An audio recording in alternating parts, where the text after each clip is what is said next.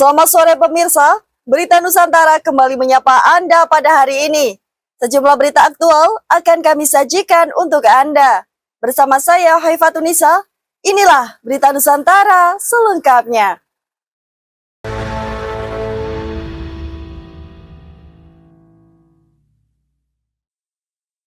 Dari Timur Tengah, krisis kemanusiaan kembali mencuat.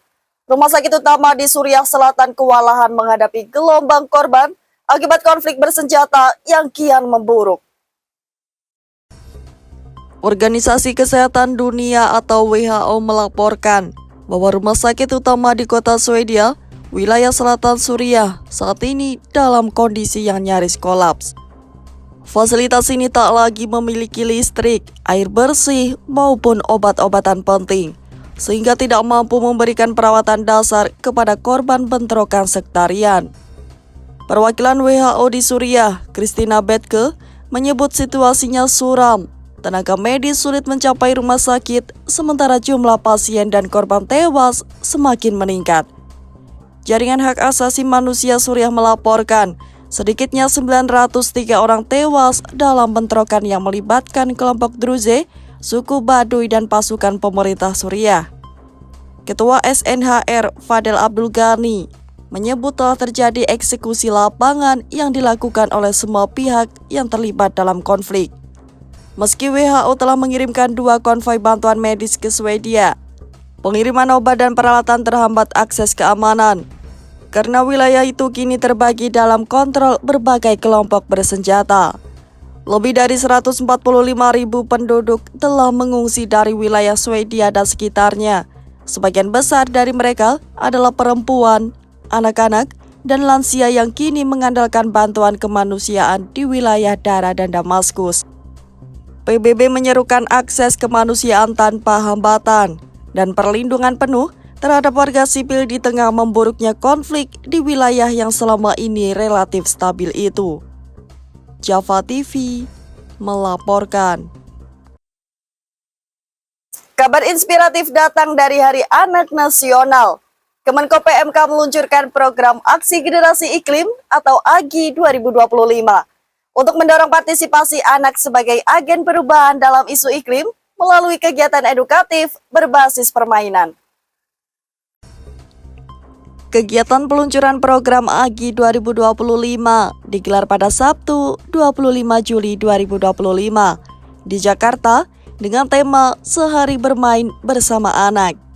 Program ini merupakan kerjasama antara Kemenko PMK dan Save the Children Indonesia yang dirancang sebagai wadah pembelajaran interaktif bagi anak untuk menanamkan kecintaan terhadap lingkungan sejak dini. Melalui pendekatan learning through play, anak-anak diajak untuk tidak sekedar mendengar ceramah tentang lingkungan, tetapi langsung terlibat dalam aksi seperti menanam pohon, memilah sampah, hingga membuat poster kampanye ramah lingkungan. Program AGI 2025 juga mendorong anak untuk berpikir kritis dan menjadi pelaku aktif dalam menghadapi perubahan iklim. Menyampaikan pesan-pesan penting tentang keberlanjutan.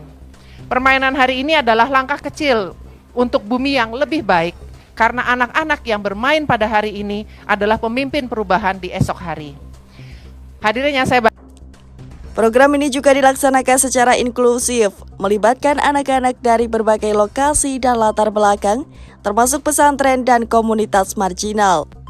Melalui AGI 2025, pemerintah berharap terbentuk generasi yang sadar lingkungan dan siap memimpin transisi ke arah Indonesia Emas 2045. Java TV melaporkan. Berita baik bagi para pendidik agama. Kini Kementerian Perumahan dan Kawasan Permukiman resmi meluncurkan program rumah subsidi untuk pendidik agama dan aktivis keagamaan dalam kerjasama bersama Majelis Ulama Indonesia. Dalam acara Tasyakur Milad 50 tahun MUI yang digelar di Jakarta pada Sabtu 25 Juli 2025, Menteri PKP Marwarar Sirait menyatakan komitmen untuk memberikan akses perumahan layak bagi guru ngaji, dai, dan pegawai ormas Islam. Kerjasama dilakukan melalui penandatanganan nota kesepahaman antara Kementerian PKP, MUI dan Badan Pusat Statistik untuk menyediakan basis data valid dan memudahkan penyaluran program rumah subsidi. Program ini menggunakan skema fasilitas likuiditas pembiayaan perumahan atau FLPP yang memungkinkan pembelian rumah dengan bunga rendah dan cicilan terjangkau. Secara simbolis, Marwarar menyerahkan kunci rumah kepada 25 guru ngaji yang telah melakukan akad massal KPR dengan Bank BTN. Hingga kini, tercatat sudah 1.975 guru ngaji telah resmi mendapatkan rumah subsidi melalui skema ini. Kementerian Perumahan juga mendukung agenda besar di bidang perumahan dengan cara mensupport para guru ngaji, para dai dan tokoh spiritual dengan rumah subsidi yang hari ini kita lakukan 1.975 di seluruh Indonesia. Program rumah subsidi untuk guru ngaji merupakan bagian dari target nasional untuk membangun 3 juta rumah dan menurunkan angka kekurangan perumahan yang saat ini mencapai 9,9 juta unit. Upaya ini dipandang sebagai langkah strategis untuk meningkatkan kesejahteraan pendidik agama, sekaligus menghadirkan keadilan dalam akses perumahan bagi seluruh lapisan masyarakat. Java TV melaporkan. Ketegangan internasional kembali meningkat. Angkatan Laut Israel menghentikan kapal Handala yang membawa bantuan untuk Gaza saat berlayar di perairan internasional dan menahan seluruh awak kapal yang terdiri dari 21 aktivis internasional. Kapal Handala dicegat pasukan Israel di Laut Lepas pada Minggu malam 27 Juli 2025 ketika sedang dalam misi damai mengirim bantuan untuk warga Gaza yang terkurung blokade. Kapal lantas ditarik ke pelabuhan Asdod dan seluruh penumpangnya ditahan. Koalisi Freedom Flotilla yang menggagas misi ini menyebut intersepsi dilakukan secara paksa di perairan internasional dan menyebutnya sebagai misi kemanusiaan untuk anak-anak Gaza. Di antara 21 orang yang ditahan, terdapat 2 anggota parlemen Prancis dari partai kiri France Underboit, serta 2 jurnalis dari media Al Jazeera. Pengacara dari organisasi HAM saat ini berada di Asdod dan menuntut hak akses untuk bertemu para tahanan yang sebagian besar merupakan warga negara asing. Insiden ini menambah panjang daftar kapal bantuan yang dicegat Israel. Sebelumnya, pada 9 Juni lalu, kapal Madlin juga ditarik ke Asdod dan ditumpangi oleh aktivis lingkungan terkenal Greta Thunberg. Saat ini, lebih dari 2 juta warga Gaza menghadapi kelaparan massal di tengah blokade yang membatasi masuknya bantuan. Israel mengklaim tindakan militernya untuk kepentingan keamanan dan menuding Hamas menghalangi distribusi bantuan di dalam wilayah Gaza. Namun, data Kementerian Kesehatan Gaza menyebut lebih dari 59.000 warga Palestina telah tewas sejak eskalasi dimulai. Sebagian besar korban adalah perempuan dan anak-anak. Kondisi ini memicu kecaman internasional dan meningkatkan desakan agar Israel membuka jalur bantuan kemanusiaan tanpa hambatan. Java TV melaporkan. Insiden memprihatinkan terjadi di Tangerang. Polisi mengamankan 3 pengemudi ojek pangkalan yang diduga terlibat dalam aksi viral penghadangan taksi online di kawasan Stasiun Tiga Raksa. Insiden tersebut menimbulkan kecaman luas setelah penumpang dipaksa turun saat hujan deras. Ketiga pelaku yang berinisial A, N, dan J telah dibawa untuk pemeriksaan lebih lanjut oleh Polsek Cisoka.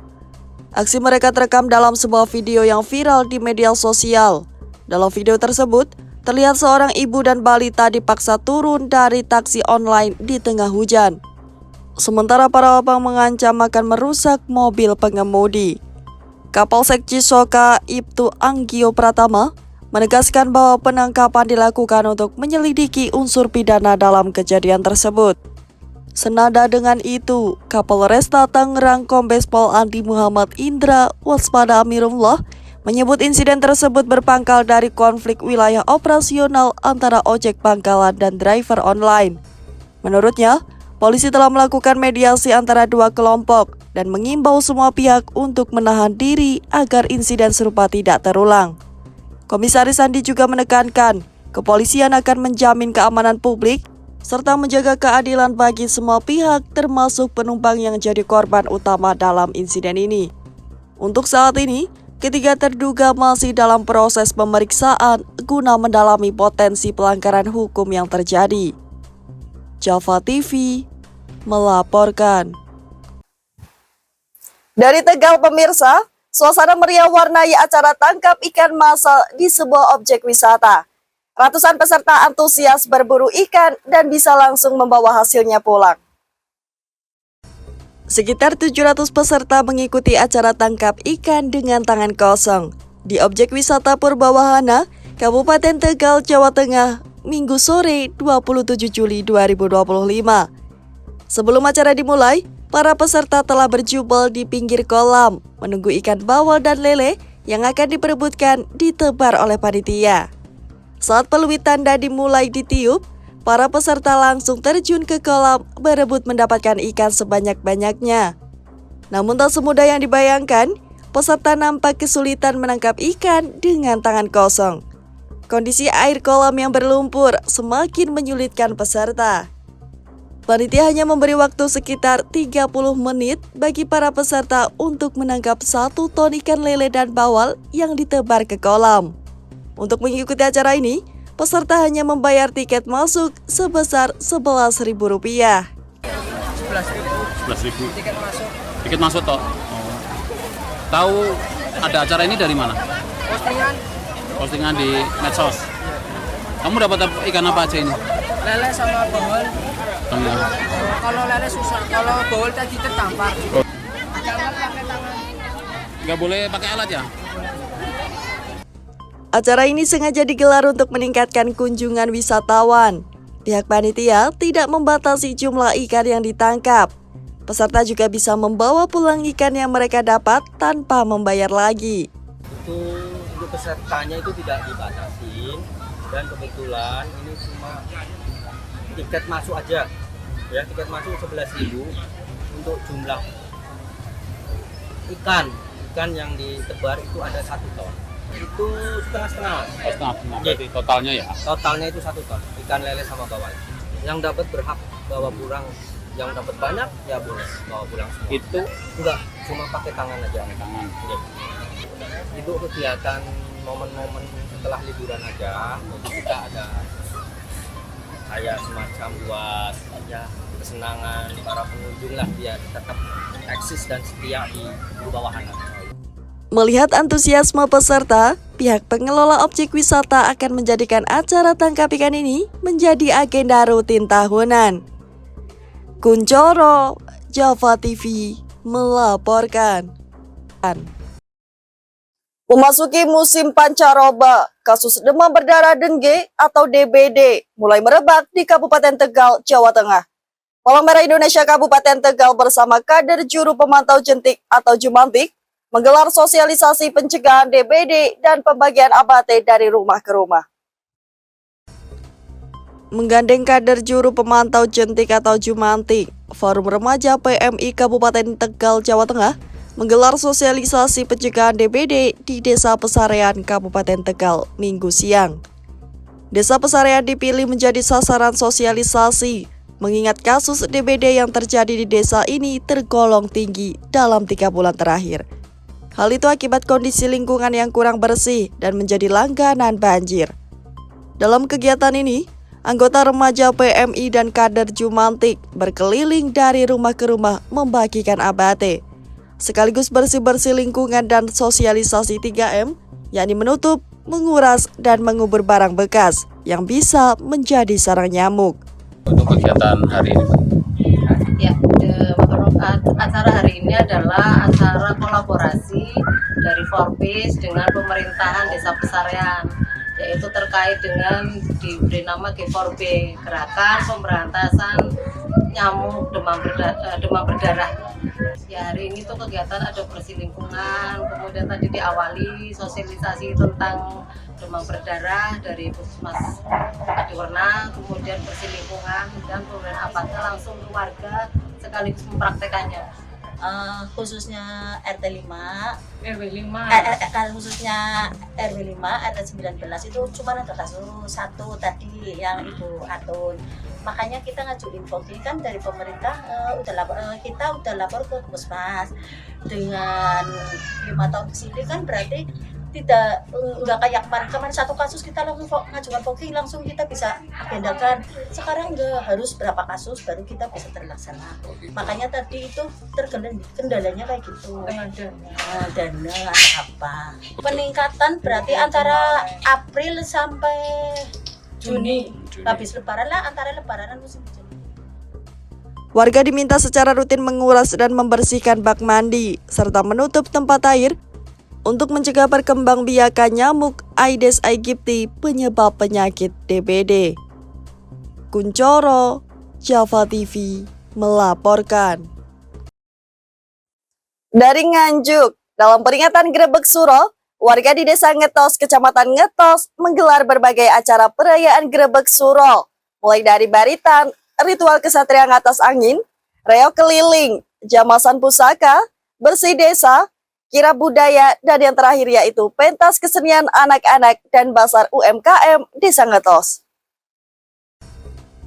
Pada rangkaian acara penutupan Grebek Suro, Kepala Desa Ngetos kembali menggelar perlombaan pentas seni pada Minggu 27 Juli 2025 yang ditampilkan oleh anak-anak usia PAUD, TK, SD yang ada di Desa Ngetos. Selain itu, juga menampilkan bazar UMKM yang ada di desa tersebut. Dengan berbagai produk telah dipamerkan guna untuk mengundang daya tarik para pembelinya. Nampak terlihat mulai dari ujung selatan ke utara sangat ramai dipenuhi oleh para pengunjung. Dengan jumlah 50 stand bazar yang terpasang menyuguhkan berbagai macam produk UMKM yang ada di Desa Ngetos, diantaranya yaitu jajanan, oleh-oleh khas Desa Ngetos. Aris Effendi selaku Ketua Panitia yang mengatakan bahwa pada acara penutupan Grebek Suro ini, berbagai produk pertanian dan jajanan ataupun makanan khas Desa Ngetos ikut ditampilkan. Potensi Desa Ngetos sendiri sangat besar, salah satunya selain Kampung Rambutan, Kampung Durian, Kampung Duku, juga ada agrowisata buah alpukat, namun alpukat ini beda dari jenis alpukat pada umumnya. Jenis alpukat yang ia pamerkan yaitu alpukat aligator dengan berat mencapai 8 ons dan akan diikut lombakan di tingkat provinsi potensi wisata di Desa Ngetos. Ucapnya, potensi di Desa Ngetos itu cukup besar ya. Salah satunya setelah Kampung Rambutan, Kampung Durian, Kampung Duku, kita sekarang punya potensi agrowisata buah, sekarang ini alpukat. Nah, alpukat ini cukup banyak dan masa sekarang sudah banyak yang menanam. Dan ini besok akan mewakili salah satu buah ini akan dijadikan bahasanya untuk perlombaan ya, lomba di tingkat provinsi untuk potensi wisata desa yang ada di Desa Ngetos Kabupaten Nganjuk. Selain itu, Warno, Kepala Desa Ngetos menuturkan bahwa ini masih dalam rangkaian acara Grebek Suro dan malam ini acara penutupan. Jadi beberapa rangkaian acara Grebek Suro sudah kita adakan dan ini malam penutupannya. Dan ini juga ada 50 stand bazar dari berbagai paguyuban. Dan yang kita utamakan bazar produk dari warga kami sendiri, tuturnya. Untuk saat ini adalah dalam rangka suruhan, yaitu yang mana kemarin sudah diawali dengan baritan, dan ini untuk malam hari ini adalah bazar UMKM Desa Ngetos. Ya, ini dari UMKM dari Desa Ngetos dan sekitarnya. Tapi yang kita utamakan adalah Desa Ngetos. UMKM juga mulai berjalan, apalagi ini juga awal dari pembentukan Koperasi Merah Putih dan kita siapkan juga stand untuk berjualan untuk Koperasi Merah Putih. Dalam hal tersebut, Warno berharap dengan diadakan acara seperti ini bisa menambah ekonomi warga Ngetos, juga menampilkan UMKM yang ada di Ngetos, juga meningkatkan produk yang berkualitas. Yohanes Alberto, Java TV, melaporkan. Pemerintah pusat menyoroti pentingnya pengaturan distribusi beras. Menteri Dalam Negeri Muhammad Tito Karnavian menyebut bahwa pengaturan tata kelola distribusi beras sangat penting untuk dilakukan. Tito menyebut melalui pengaturan tersebut, pemerintah dapat mengendalikan harga beras di pasaran. Dalam rapat koordinasi terbatas yang dilaksanakan di kantor Kemenko Bidang Pangan di Jakarta pada Jumat 25 Juli lalu, dalam rapat tersebut, Tito menekankan pentingnya pengaturan tata kelola distribusi dikarenakan saat ini kenaikan harga beras kerap terjadi di berbagai daerah. Selain itu, Tito juga mengatakan bahwa jumlah daerah yang mengalami kenaikan harga beras meningkat pada minggu ketiga Juli 2025 dibandingkan minggu kedua di periode yang sama. Selanjutnya, Tito mengatakan bahwa ada beberapa metode yang bisa digunakan untuk mengatasi lonjakan harga beras, salah satunya dengan memangkas biaya transportasi. Tito mendorong agar masyarakat mengkonsumsi produk pangan lokal agar tidak bergantung pada beras, serta dirinya berharap agar penegak hukum dapat mengawasi serta menindaklanjuti produsen beras yang menaikkan harga. Java TV melaporkan.